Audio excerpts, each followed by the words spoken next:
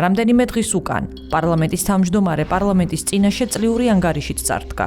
მე-11 მოწვევის პარლამენტს უნდა მოესმინა, როგორი იყო რიგით მე-10 პარლამენტის მუშაობის ბოლო 2024 წელი. რა გამოწვევები ჰქონდა ქვეყანას, რა მიღწევები დეპუტატებს.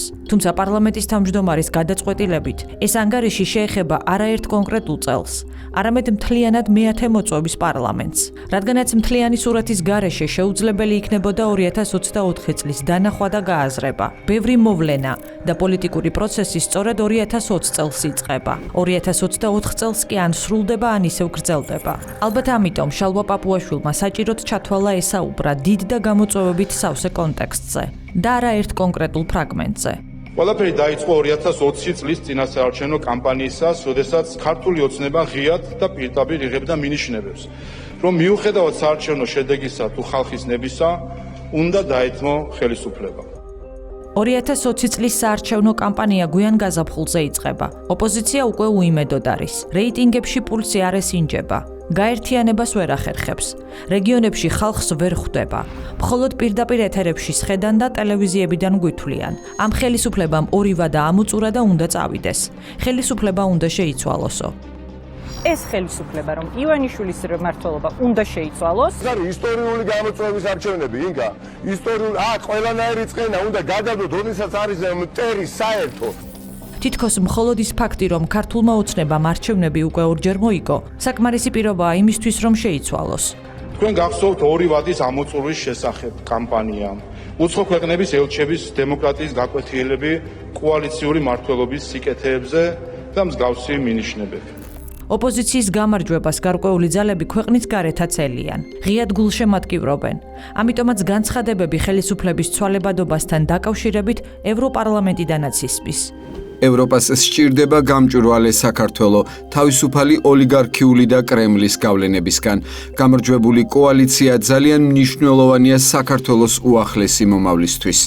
მაგრამ დემოკრატიას ხალხის ნება ამუშავებს და არა რიგითობა ან ევროპარლამენტარების შეძახილები. ამიტომაც 2020 წლის 31 ოქტომბრის არჩევნებში ქართულმა ოცნებამ დამაჯერებელი გამარჯვება მოიპოვა, რომელსაც ნაცმოძრაობის ირგვლივ კონსოლიდირებულმა ოპოზიციამ ტრადიციულად გაყალბებული უწოდა. ბარიერს 9 პარტია გადალახავს, თუმცა ხმათა უმრავლესობას ქართული ოცნება აიღებს. ტრადიციული ხმაური და მძვინვარებაც მაშინვე დაიწყება.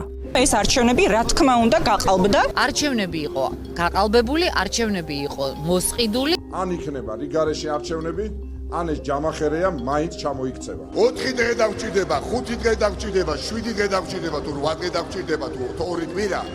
ვიბრძოლებთ ბოლომდე. ჩვენ მივახცევთ, რომ არჩევნების შედეგები არ იყოს აღიარებული. ჩვენ არ ვაღიარებთ ამ სიყალბეს. ვითომ ჩატარებული არჩევნები უკანონო, ძალადობრივი, არალეგიტიმურია. არ შევდივართ, ესე იგი, არ შევდივართ. ოპოზიცია მარცხდება. ეუთო ოდირი პოზიტიურ დასკვნასდებს. არჩევნები იყო კონკურენტული და საბოლოო ჯამში ფუნდამენტური თავისუფლებები დაცული იქნა. ხალხი ქუჩაში არ გადის შედეგების გასაპროტესტებლად. დასავლეთის დაინტერესებული ძალები ხვდებიან. ასეთი დინამიკით გამარჯვებამდე ვერ მივლენ. და აქ პროცესები გეგმა ბეზე გადადის. საარჩევნო ბატალიებში მხარედ ისფედი ერთვება. სკანდალურ განცხადებას ისფედი არჩევნებიდან მალევე აკეთებს. ამბობს, რომ პარალელური ხმის დათვლის პივიტის მონაცემები არ ემთხვეოდა ცესკოს შედეგებს. ამ განცხადებას წესით აფეთქების ეფექტი უნდა ჰქონდეს. იმიტომ, რომ ცესკოს მონაცემებით ქართულმა ოცნებამ 48%-ზე მეტი მიიღო.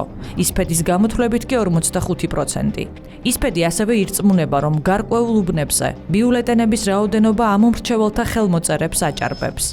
და ასეთი მასშტაბის ტენდენცია ბოლო წლების განმავლობაში არ გამოვლენილა და ამდენად განსაკუთრებულ ყურადღებას იმსახურებს. ისფედის მიხედვით გამოდის, რომ რიგ უბნებზე საარჩევნო ყუთში ბიულეტენი უფრო მეტია დათვლილი, ვიდრე ამ უმრჩეველი დარეგისტრირებული. 45.8% დავთვალე მეო, თქვა ისვედმა. საიდან მოიტანა ცესკომ 48.3%, ამას ვერ ვადგენ. ორგანიზაციას USAID აფინანსებს. ქართულ ოცნებას კარგად ესმის, რომ კულისებში დიდი აფიორა თამაშდება. ამიტომაც ისფედის აუდიტს და ფაქტის გამოძიებას მოითხოვს. მე-10 მოწვევის პარლამენტი 2020 წლის 11 დეკემბერს შეიკრიბა და დაანონსა, რომ შექმნიდა საგამოძიებო კომისიას, რომელიც სხვა საკითხებთან ერთად პარალელური დათვლის შედეგების გაყალბების საკითხსაც შეისწავლიდა. იმავე დღეს საპარლამენტო გამოძიებით შეშინებულ სამართლიან არჩევნებს საკუთარი ტყუილის საჯაროდ აღიარება მოუწია. 11 დეკემბერს ისფედი ახალ განცხადებას აქვეყნებს და მთელ ამ აფიორას ტექნიკურ შეცდომას უწოდებს. გამოვლინდა ხარვეზი საარჩევნო სუბიექტების მიერ მიღებული ხმების გამოსათვლელ ფორმულაში. კერძოდ, საარჩევნო სუბიექტების მიერ მიღებულ ხმებთან ერთად დათვლილ იქნა ბათილი ბიულეტენებიც. აღიარების შემდეგ ხმებს თავიდან გადაითვლიან და გასწორებული შედეგები უკვე თითქმის ერთ-ერთში დაემთხვევა ცესკოს მონაცემებს. ისფედის მონაცემებითაც ქართულ ოცნებას 48% აქვს და არა 45%, როგორც ამას ადრე აცხადებდნენ. ოპოზიციური პარტიებისთვის ეს დიდი შოკია. ისფედის და ცესკოს მონაცემები ერთმანეთს სრულად ემთხვევა. ესე იგი, არჩევნები არ გაყალბებულა. ესე იგი, ქართული ოცნება დამაჯერებლად იმარჯვებს. ესე იგი, ოპოზიცია მარცხდება. მოგვიანებით კი სხვა აღიარებაც მოვისმინეთ, რომ ყალბი შედეგების გავრცელებაში სამართლიანი არჩევნების დონორი ამერიკის შეერთებული შტატების განვითარების სააგენტოს USAID იყო ჩართული. ეს იყო პირველი შემთხვევა, როდესაც ქართულმა საზოგადოებამ ამხილა ის, რაც 4 წლის შემდეგ ამერიკის შეერთებული შტატების ახალმა ადმინისტრაციამ გამოაშკარავა.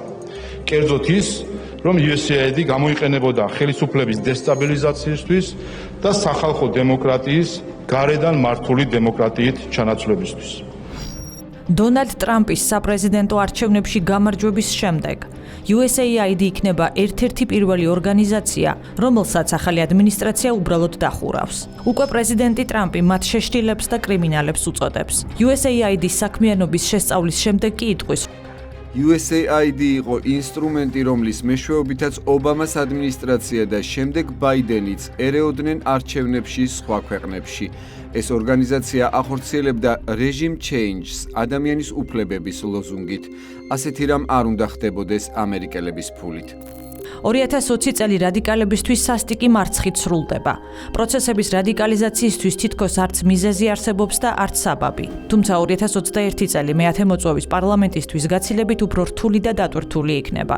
მაშინ, როდესაც ახლად არჩეული პარლამენტის პოლიტიკური გუნდი არჩევნების გაყალბების მითის ბოლომდე გაბათილებით იყო დაკავებული, 2021 წლის თებერვალში ვიხილეთ გიორგი გახარიას შესრულებით დადგმული სპექტაკლი, რომელმაც ჯერ ერთ დღეს ნიკა მელიასთვის სადეპუტატო იმუნიტეტის მოხსნა კატეგორიულად მოგთხოვა, მეორე დღეს კი, როცა დაპირებისამებრ ეს გადაწყვეტილება უნდა აღესრულებინა, ერთი სელფი გადაიღო და წავიდა. რაც წარმოსახვით ალამუთში გამაგრებული რადიკალების ცეცხლზე ნავთის დასხმა უნდა ყოფილიყო.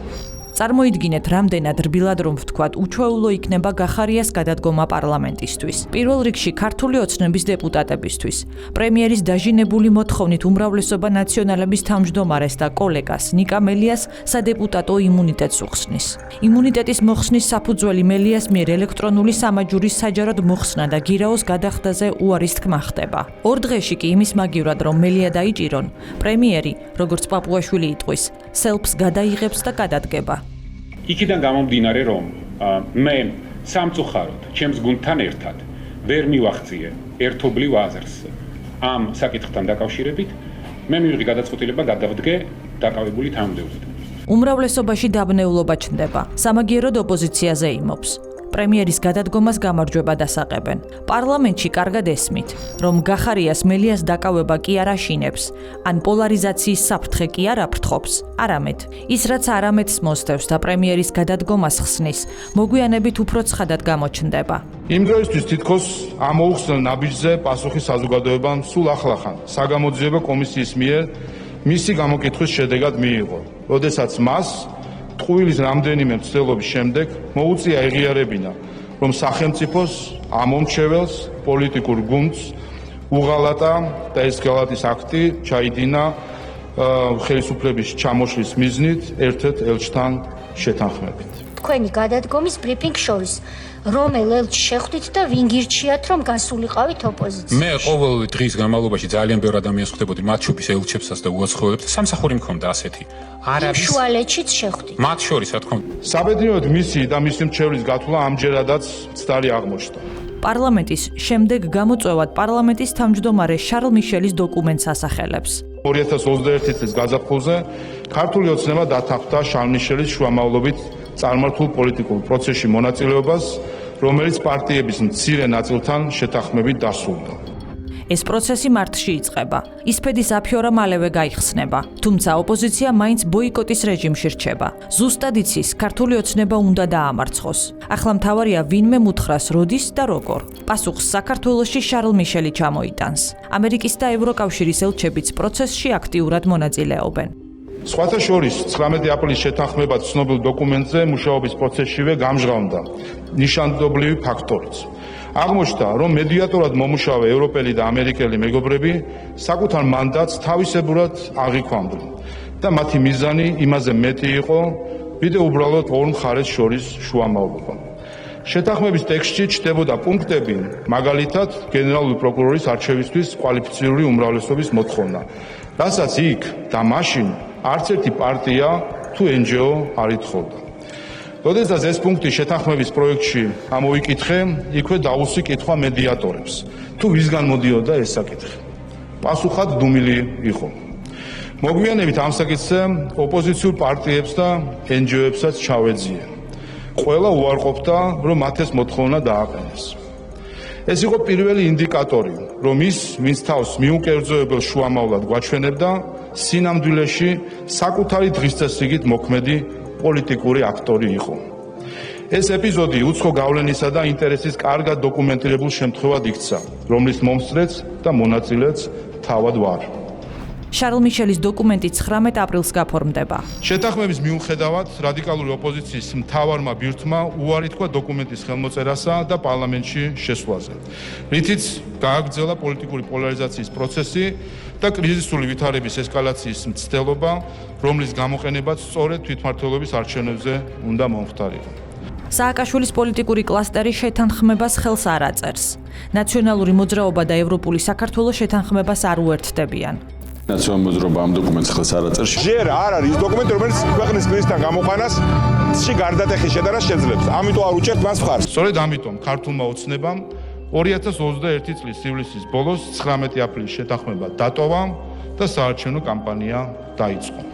ოპოზიციას ფრონტის ხაზად არჩევნები კი მოუნიშნეს, მაგრამ პარლამენტის წინ სიმშვიდემ ხალხში პოზიტიური განწყობა რომ არ გააჩინოს, ხელისუფლების პოზიტიურმა გზავნილებმა ამომრჩევლამდე რომ ვერ მიაღწიოს, მუდმივი ნეგატივი, ყვირილი და ხმაურია საჭირო. პოლარიზაციის ეპიცენტრი აუცილებლად უნდა არსებობდეს. აპრილისა და აგვისტოს შუალედში საზოგადოებრივი გახეთქილება მორიგ ჯერზე სცადეს უმცირესობების უფლებათა თემის მანიპულირებით, LGBT მარშებით, რაც ძალადობრივ პროცესში გადაიზარდა. ხოლო რუსთაველის პროსპექტის ავანსცენაზე პოლიტიკურ აქტივისტებად ქცეული მედია მუშაკები გამოჩნდა. 2020 წელს ჩავარდნილი პარტიების რევოლუცია 2021 წელს მედია მუშაკთა გუგუნმა შეცვალა. LGBT ფერადი პლუსების მსვლელობა რუსთაველზე 5 ივლისისთვის დაანონსდება, სახელწოდებით ღირსების მარში. საინტერესოა, რომ ყოველთვის როცა დაპირისპირების გამწვავება სურთ, ქუჩაში უმცირესობა გამოჰყავთ. პირველად ეგრეთ წოდებული ღირსების მარში 2019 წელს ჩანიშნეს. მაშინაც პროცესების გასამწვავებლად. რა თქმა უნდა, ქრისტიანული სახელმწიფოსთვის ღირსება, ტრადიციები, ოჯახი და ქრისტიანული ღირებულებებია და არა გეიქორწინება. კაბიანი კაცებისთვის შვილების აყვანა და ბავშვებისთვის სქესის შეცვლის ექსპერიმენტების ჩატარება. ყველას ესმის, რომ ასეთ მარშს საზოგადოების, ეკლესიის და ცალკეული ჯგუფების მხრიდან მწვავე რეაქციები მოჰყვება. და სწორედაც მწვავე რეაქციების გამოწვევა სურთ ასეთი მარშებით. პოლარიზაციისთვის იყენებენ ჯერ LGBT ფერადების მარშს, შემდეგ კი პროპაგანდისტების აქციებს. ყველა ეს სცენა რუსთაველზე მეათე მოწვევის პარლამენტის წინ გათამაშდება. ზაფხულში ოპოზიციის პროპაგანდისტები პრემიერ-მინისტრის გადადგომას მოითხოვენ. ვირებთ ხმაბაღლა. ჩვენ ჩავიბარეთ პრემიერ-მინისტრის გადადგომას. არ დავიშლები. ყოველდღე გამოვალ. 24 საათით შეწყვეტს მაუწყებლობას ფორმულა. მთავარი არხი ტევე პირველი და კავკასია. იქმნება ვითარება, როცა შარლ მიშელის დოკუმენტი თითქოს არსებობს და მოქმედებს, მაგრამ მას ხელს არ აწერს მთავარი ოპოზიციური პარტია ნაციონალური მოძრაობის სახით. ქუჩაში კი პოლარიზაცია გრძელდება. ამჯერად ვითარებას მედია მუშაკები ძაბავენ. და მაშინ რა სარგებლობა მოაქვს პოლიტიკური პროცესისთვის მიშელის დოკუმენტს? ეს კითხვა ბუნებრივია ქართულ ოცნებაშიც ჩნდება და მაშინ მმართველი პარტია ერთადერთი სწორი გადაწყვეტილების მიღებას უზრუნველყოფს. ის თანხმდება პარტია გავიდეს შარლ მიშელის შეთანხმებიდან. მიუხედავად შარლ მიშელის შეთანხმების გაუქმებისა, 43%-იანი ბარიერი, რომელიც უნდა გადაელახა ქართულ ოცნებას 2021 წლის არჩევნებზე სიმბოლური თამასის მნიშვნელობას მაინც ატარებდა. ყველას გვახსოვს, როგორ მოაწერინეს უკვე ანულირებულ შეთანხმებაზე, ანუ ფარატინა ქაღალდზე ხელი ნაციონალურ მოძრაობას. მხოლოდ იმისთვის, რომ ევროკავშირის მაშინდელ ერთს სავარძელში მედიდურად ჩამჯდარს ვიდეო მიმართვით ერისთვის ეცნობებინა, რომ შეთანხმება ახლა სრულად ძალაშია და ბარიერის დამოკლეს מחვილიც ჰაერში ჩამოჰკიდა. არჩევნების თარიღი ახლოვდება, ოპოზიცია კი გამარჯვებას არ ასხივებს. მუხტი რეიტინგი და ხალხის ნდობა არა აქვთ. ლობისტები რეალობას სწორად აფასებენ. ხედავენ, რომ რამე ისეთი თუ არ მოხდა, ახლაც წააგებენ. და აი მაშინ არჩევნებამდე 2 დღით ადრე უკრაინის სამხედრო დაზვერვის სამსახურმა ქვეყანაში არაჟნის კონტეინერით შემოაპარა მიხეილ სააკაშვილი, რომლისთვისაც გამზადებული ჰქონდათ არჩევნების შედეგის გამოქვეყნებისთანავე რევოლუციური პროცესის დაწყების სცენარი. ფაქტების ქრონოლოგიისთვის ისიც უნდა ითქვას, რომ უცხოური სპეცსამსახურების დახმარებით საქართველოში შემოპარვამდე რამდენიმე დღით ადრე სააკაშვილი ბრიუსელის კორიდორებში დადიოდა და შეხვედრებს მართავდა. რევოლუციის ეცვლილობაც ჩავარდა. სახელმწიფოს უსაფრთხოების სტრუქტურებმა სააკაშვილი არჩევნების წინა ღამეს დააკავეს. უკრაინაში გაქცეული სააკაშვილი ყოველი არჩევნების წინ აცხადებს, რომ საქართველოში ჩამოდის. ეს განცხადებები უკვე არავის უკვირს და უკვე არც არავის წამს. და დაბრუნდები საქართველოში. ვერ მოესწრებთ. მე ჩამოვალ საქართველოში. რა თქმა უნდა, მე ვაპირებ დაბრუნდე საქართველოში. ამ რეფერენდუმის წინასწარ ჩამოვალ საქართველოში. ფიზიკურად ვიქნები თქვენთან ერთად. რა რისკის ფასადაც არ უნდა იყოს ეს ჩემი სიცოცხლისთვის თუ ჩემი თავისუფლებისთვის. მაგრამ 2021 წლის 27 სექტემბერს სოციალურ ქსელში მისი მორიგი ვიდეო ჩნდება. სააკაშვილი ისევ აცხადებს, რომ საქართველოში ბრუნდება. თუმცა ამჯერად დემონსტრაციულად აქვეყნებს თვითმფრინავის ბილეთს. ჩანს რეისი, გამგზავრების კონკრეტული დრო და თარიღი. ავიღე ბილეთი, როგორც თქვი, 2 ოქტომბრის საღამოსთვის, რათა თქვენთან ერთად ვიყო. 1 ოქტომბერს სააკაშვილი სოციალურ ქსელში ახალ ვიდეოს დადებს. ამბობს, რომ უკვე საქართველოშია. მას საღამოს დააკავებენ. გამოძიების ინფორმაციით მიხეილ სააკაშვილი საქართველოში 2021 წლის 29 სექტემბერს ჩუმად ჩამოდის. უკრაინიდან ჩერნომორსკის პორტიდან სატვირთო გემით ჯერ ფოთის პორტში ხვდება. შემდეგ არაჟნების ტრაილერით თბილისისკენ გადაადგილდება. სააკაშვილი ამ ტრაილერის მისაბმელშია დამალული. ჩუმად ჩამოდის. მოულოდნელობის ეფექტზე რომ ითამაშოს და ოპოზიციის მიერ წაგებულ არჩევნებზე რევოლუცია მოაწყოს. როგორც მაშინ, შორეულ 2003 წელს. ნაცმოძრაობამ მაშინაც ვერ მოიგო, თუმცა შედეგი არ მიიღო და ვარდების რევოლუცია მოაწყო. არაჟნების რევოლუცია არ შედგა. არა მხოლოდ კონტექსტია სხვა, უკვე სააკაშვილიც ძალიან ნაცნობია. ამ მომრჩეველს ყველაფერი ახსოვს, ამიტომაც არ უნდა და არც ტყუდება. მავრმა თავისი საქმე ვერ გააკეთა, თუმცა მავრი მაინც სასარგებლო აღმოჩნდა. არჩევნებში დამარცხებულმა ოპოზიციამ მორიგი ისტერია დაიწყო სააკაშვილის გამოგონილ სიკვდილთან დაკავშირებით, რომელიც მას თითქოს და შიმშილობის გამო ემუქრებოდა.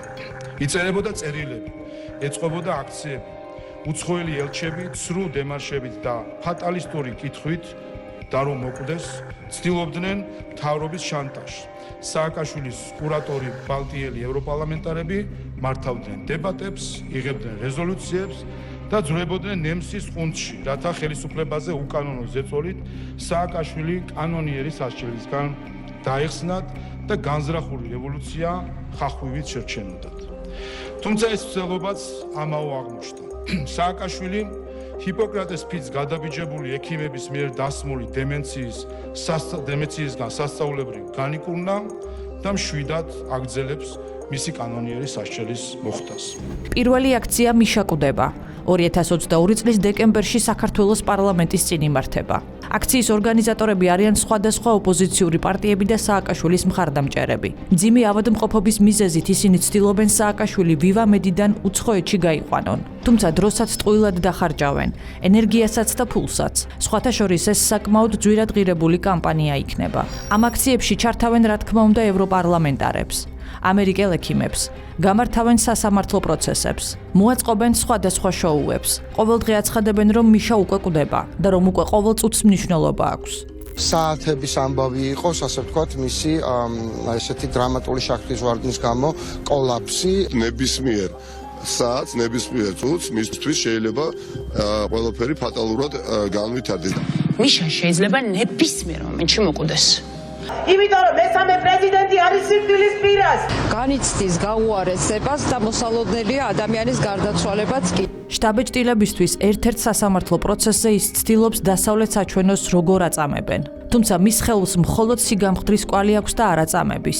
სააკაშვილი თავად ამბობს კვებაზე უარს. სულ ეს არის და როცა მიზანს ვერ მიაღწევენ, რესურსები მიილევა, დასავლეთს კი თავის მოტყუება მობეზრდება, მიშაკუდება კამპანია შეწყდება და აი მაშინ სააკაშვილი ჭამასაც დაიწყებს და გაცოცხლებასაც. რატომ იყო ეს მნიშვნელოვანი, ასე მნიშვნელოვანი სააკაშვილის ფიგურა? რატომ იყო ასეთი საჭირო მისი მეშვეობით ხელისუფლების ცვლილება? ადგილობრივ არჩევნებზე დაწყებულ პროტესტს და რევოლუციას რა როლი უნდა ეთამაშა უფრო დიდ რეგიონალურ სურათში? ეს იყო ნაციონალ მოძრაობის სასოწარკვეთილი რევანშისტური მცდელობა თუ რაღაც უფრო მეტი? ამ კითხვაზე პასუხი სააკაშვილის ჩაშლილი რევოლუციიდან 3 თვეში გახდა ცნობილი. 3 თვეში ომი დაიწყება. 2022 წლის 24 თებერვალს ევროპაში მეორე მსოფლიო ომის შემდეგ ყველაზე მასშტაბური და სისხლისმღვრელი ომი დაიწყო. რუსეთის ფედერაცია უკრაინაში შეიჭრა. საერთაშორისო ურთიერთობები, უსაფრთხოების სისტემები, თავდაცვის არქიტექტურა ზუსტად ერთ დღამში ყველაფერი შეიცვალა. დასავლეთი და რუსეთი ხანგრძლივ ომში აღმოჩნდნენ ჩართული. და უკვე ომი ხდება ათვლის წერტილი. ყველაფერი უკრაინაში მიმდინარე კონფლიქტით იზომება. საქართველოს ყველა პოზიცია, გადადგმული თითოეული ნაბიჯი, გაკეთებული განცხადება განიხილება მხოლოდ ომის კონტექსტში. და უკვე გასაგები ხდება, რა საჭირო იყო 2020 წელს ისფედის აფიორა, ოპოზიციის რადიკალიზმი, პროპაგანდისტების აქციები და სააკაშვილის საქართველოში შემოპარება. დასავლეთის მმართველი ელიტა ხვდება, ქართული ოცნება ეროვნულ ინტერესებზე გააკეთებს ფოკუსს და არა ომის დღის წესრიგზე. იციან მმართველი ძალა ამ საშინელ და დამანგრეველ კონფლიქტში არ ჩაერთვება. ამიტომაც ცდილობდნენ მის შეცვლას. სააკაშვილი მორჩილი ხელისუფლება იყო. მორჩილება კი ახლა მათ ძალიან სჭირდებათ. დაწყებული ომის მასშტაბი სულ იოლად გადმოგვწდებოდა და რუსული ტანკი არაერთხელ გაკვალულ გზას კიდევ ერთხელ გამოივლიდა. რისკის სიდიდემ, თხილმა პოლიტიკამ და ეროვნული ინტერესების წინ დაყენებამ ქართული ოცნება კიდევ ერთხელ აქცია ოპონენტთა სამიზნედ. საქართველოს ხელისუფლებამ რუსული აგრესიის პირველივე დღეებიდან დაამფიქსირა კაფიო პოზიცია. სოლიდარობა გამოუცხადა უკრაინას, ჩაერთო ჰუმანიტარული დახმარების მიწოდების პროცესში, რამშტაინის ფორმატში, ბოლომდე დატოვა დიპლომატიური მისია კიევში, დაგმო ომი და დადგა მშვიდობის მხარეს. ომის დაწყებიდან მეორე დღეს საქართველოს ხელისუფლება მოუწოდებს საერთაშორისო საზოგადოებას გააკეთოს ყველაფერი ომის შესაჩერებლად. უკრაინაში აგზავნის ჰუმანიტარულ დახმარებას. მივიღეთ რადიკალური ოპოზიციის მორიგი საპროტესტო ტალღა მოთხოვნით გავაგზავნოთ მოხალისეები უკრაინაში, დაუწესოთ ორმხრივი სანქციები რუსეთს, ჩავკეტოთ ცა, შემოვიღოთ ვიზები, მოკლედ წავიდეთ სრულ და უპირობო ესკალაციას. უნდა დაიწყოს შესაბამის კომიტეტებში, პარლამენტში მსჯელობა სანქციებთან დაკავშირებით. რა თქმა უნდა, საქართველოს უნდა შეუერთდეს ამ სანქციებს. სოფლიო რუსეთის სისხლისმღვრელი ომის შესაჩერებლად ყოველდღიურად ამკაცებს სანქციებს. საქართველოს ხელისუფლება აქტიურად მონაწილეობს ამ სანქციების რუსეთისთვის არიდებაში. დღეს საქართველოს მთავრობამ არ მისცა ნება არც ერთ ჩარტერულ თვითმფრინავს, რომ დამჯდარიყო საქართველოს ტერიტორიაზე. ქართულ ოცნებას ესმის. სანქციები ქვეყნის ეკონომიკას ჩამოშლის და დაასუსტებს. მოხალისეების ფრონტზე ორგანიზებულად გაგზავნა საერთოდაც რუსეთისთვის ომის გამოცხადებას ნიშნავს. პატარა ქვეყნებისთვის ასეთ დღის წესრიგზე გადასვლა სახიფათოა. ამიტომაც ყველა პატარა ქვეყანა ცდილობს ცხელი წერტილის ეპიცენტრში არ მოხვდეს. მათ შორის იქნება მოლდოვაც. თუმცა ეროვნული ინტერესების გათვალისწინებას მხოლოდ საქართველოს არ პატიობენ. დიპლომატიური სკანდალიც მალევე დაიწყება. ზელენსკი მხოლოდ საქართველოდან გაიწვევს ელჩს. სანდუს პოზიცია მისთვის გამაღიზიანებელი არ იქნება. რა თქმა უნდა, ახლა სწორედ ომი ხდება დიდი და ახალი დაპირისპირების მიზეზი. გარკვეული ჯგუფები დასავლეთში უკრაინის ომს ქართული ოცნების გადასაყენებლად მთავარ ინსტრუმენტად იყენებენ. მეორე ფრონტი უნდა გაიხსნას. ასეთი გზავნილები ჩნდება 2022 წლიდან. ამას ალაპარაკებდნენ დიპლომატებს და ამას გვეუბნებოდნენ ვიზიტად მოვლენილი ემისრები. ამას იმეორებდნენ გარედან მართული პარტიები და უცხო ინტერესების გამტარებელი NGO-ები. გამოიყენოთ შესაძლებლობის ფანჯარა. თუ საომარია, უნდა ვიომოთ. დადექით ისტორიის სწორ მხარეს. ბომბების ცეცხლის ჯობს სირცხვილისგან წვას. მერე რა, თუ ომი დაიწყება, რუსეთი სულად მაინც ვერ გაგაკონტროლებთ. იცვლებოდნენ გზავნილის გამხმარებლები, თუმცა არ იცვლებოდა მთავარი გზავნილი, რომელიც თითქოს ერთი სახელმძღვანელოდან იყო ამოკითხული. საქართველოში მეორე ფრონტი უნდა გახსნილიყო. ომიც მოსულა, კი, მოსულა. გავიხსენოთ კურსკის ოპერაცია. როდესაც უკრაინამ რუსეთის ფედერაციის ტერიტორიის ნაწილი დაიკავა ზუსტად იმ მიზნით, რომ რუსული ძალების გადასვლა მომხდარიყო ძირითადი ფრონტიდან მოშორებით და ამით შემსუბუქებულიყო სამხედრო ზეწოლა. შევხედოთ კურსკის ოპერაციის მასშტაბს. 15,000 ჯარისკაცი უკრაინის მხრიდან, 60,000 ჯარისკაცი რუსეთის მხრიდან და გავიხსენოთ 2008 წლის ომის მონაცემები. მასშტაბი 1:1-ია. სწორედ ეს კურსკი უნდა მომხდარიყო საქართველოში, რომელიც ბევრად უკეთესი პოლიგონი იქნებოდა პოლიტიკური მიზნების თვალსაზრისით.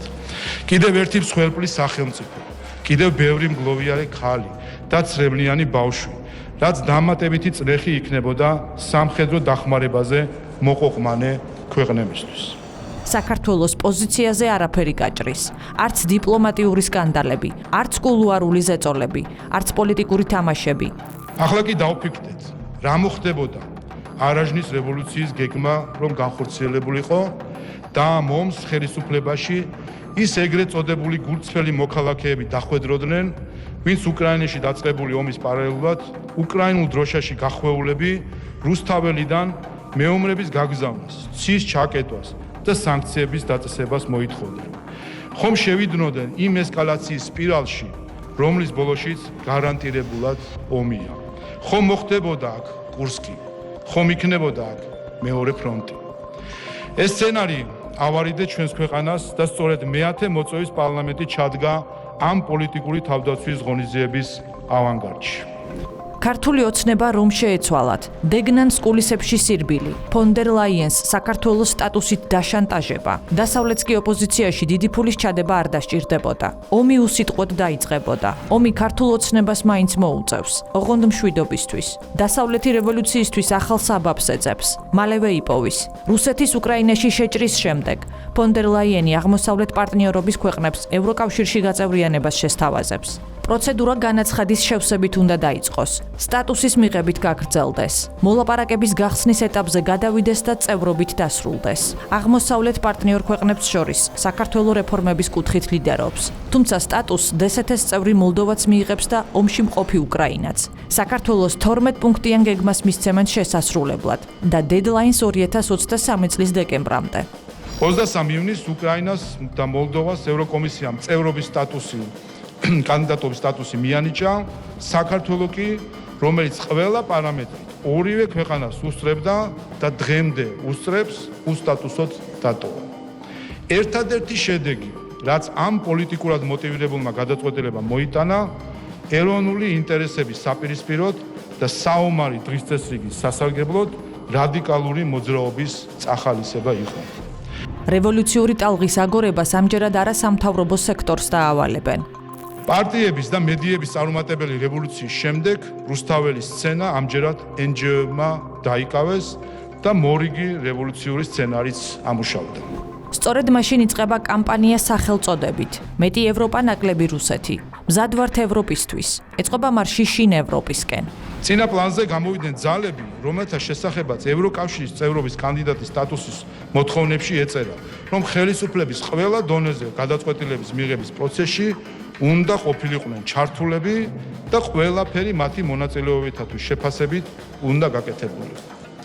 მათაც ამ წაქეზებით გათამამებულებმა არ დააყოვნეს და მოითხოვეს პარლამენტმა გადააყენოს მთავრობა, ხოლო ახალი მთავრობა დაკომპლექტდეს NGO-ების მონაწილეობით, სადაც მათ ვეტოს უფლება ექნებოდათ. დამავალთ ყველა ქალაქიდან, ყველა სოფლიდან. შევერთებთ ერთმანეთს ნაკადებს და უზვიეთ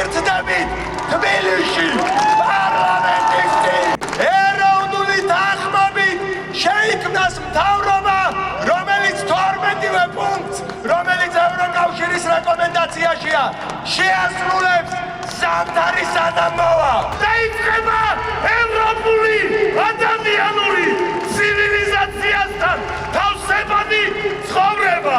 არ არის შეხვედრაზე ქვეყნის შიგნით თუ გარეთ. ჩვენ საუბრობდით იმაზე, რომ სხვა ქვეყანაში ფულის ხარჯვა მხოლოდ ბუღალტერია არ არის და დონორებმა მათი დაფინანსებული NGO-ების ქმედებებზე პასუხისმგებლობა უნდა იგრძნონ. ამისთვის ყველაზე მარტივი გზა კი დაფინანსების გამჭვირვალობასა და ქართველი ხალხის წინაშე ანგარიშვალდებულებაში იყო. თუმცა პასუხად ყრუ კედელს ვაწყდებოდით. დონორები კონცენტრირებული იყვნენ საკუთარ გეგმებზე, ქართველი ხალხის წუხილი კი მათთვის მეორე ხარისხოვანი აღმოჩნდა. და აქ დღის წესრიგში ბუნებრივია დგება ფინანსების გამჭვირვალობა. ხელისუფლება ხედავს გარედან შემოსული ფულით ყველა რადიკალური აქციის დაფინანსება, ორგანიზება და მართვა ხდება. სანამ დონორები დუმან, არასამთავრობო ორგანიზაციები ირწმუნებიან, რომ ყველაფერი ღია და გამჭვირვალეა. თუმცა სად შეიძლება შესაბამისი დოკუმენტის ნახვა ვერ უთითებენ. დონორების მხრიდან ფულის ხარჯვის შედეგებზე პასუხისმგებლობის თავიდან არიდების ფონზე ერთადერთ გზად დარჩა ამ საკითხის საკანონმდებლო რეგულაცია. 2023 წლის გაზაფხულიდან პარლამენტმა დაიწყო საკანონმდებლო პროცესი, რომლის მიზანიც ქართული პოლიტიკის ჩრდილოვანი დაფინანსების გასაჯაროებაა. კანონ პროექტს 2023 წლის 14 თებერვალს ხალხის ძალა დააინიცირებს. ეს უპრეცედენტო ხმაურს და აგრესიას გამოიწვევს. 2023 წელს რევოლუციური მოძრაობის ესტაფეტა პირდაპირ უცხოელმა პოლიტიკოსებმა და დონორებმა ჩაიბარეს და წინა პლანზე გადმოინაცვლეს. სწორედ ამიტომ შეარქვა ერთ-ერთმა ელჩმა პირველმა გამჭვირვალობის ქართულ კანონს რუსული. სწორედ ამიტომ შეგვირაცხეს გმირად ადამიანი, რომელმაც სხვა ადამიანის მოლოტოვის კოქტეილით დაცვას სცადა. სწორედ ამიტომ დაარქვეს ქვის სროლას მშვიდობა, ხოლო ქვის მსროლელის დაკავებას ომი. მაგრამ როგორც მოლოტოვის კოქტეილია უცხო და მიუღებელი ჩვენი საზოგადოებისთვის, ისევე უცხო და მიუღებელია ჩვენი ქვეყნის ბედის უცხო კურატორებისთვის გადაბარება.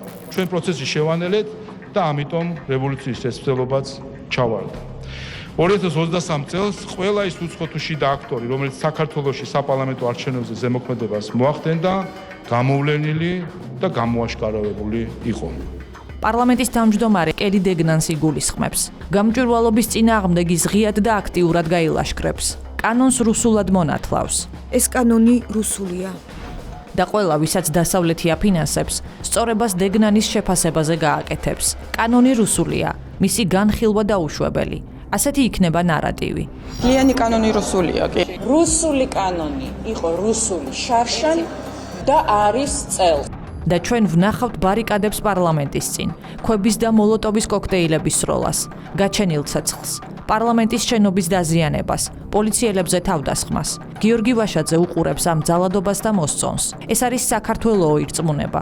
დიდი და უპრეცედენტო დაპირისპირების მიუხედავად მეათე მოწვევის პარლამენტი კანონს მაინც მიიღებს. ასე მივედით 2024 წლის არჩევნებამდე. ჩვენ გავიარეთ საარჩევნო კამპანია უპრეცედენტო უცხოური ჩარევის ფონზე. ამ არჩევნების მოსაგებად დაირაზმება ყველა. ოპოზიცია ღიად საარჩევნოდ ემზადება. არასამთავრობო ორგანიზაციები ფარულად რევოლუციურ სცენარს ამუშავებენ. დასავლური ფონდები ყველა მათ აქტივობას აფინანსებს, ატრენინგებს და ღიად მხარს უჭერს. ჩვენ გვითხრეს, რომ ეს იქნებოდა ფინალური ბრძოლა. ყველა ერთის წინააღმდეგ. ეს იქნებოდა რეფერენდუმი. ამჯერად ქართულ ხალხთან ბრძოლას ყველა ერთად წააგებს. კოლექტიური ნაცმოძრაობა, მსხვილი თუ წვრილი NGO-ები, აქტივისტი მედია მუშაკები, დესტრუქციული პარტიული მედია არხები, ტრენინგ-გავლილი მზა დემონსტრანტები, უცხოელი დონორები და დიპლომატები, ყველა ერთად წარმოდგნენ რეფერენდუმად მონათლულ არჩევნებზე. მიმავალი და ყალგასული პრეზიდენტით სათავეში.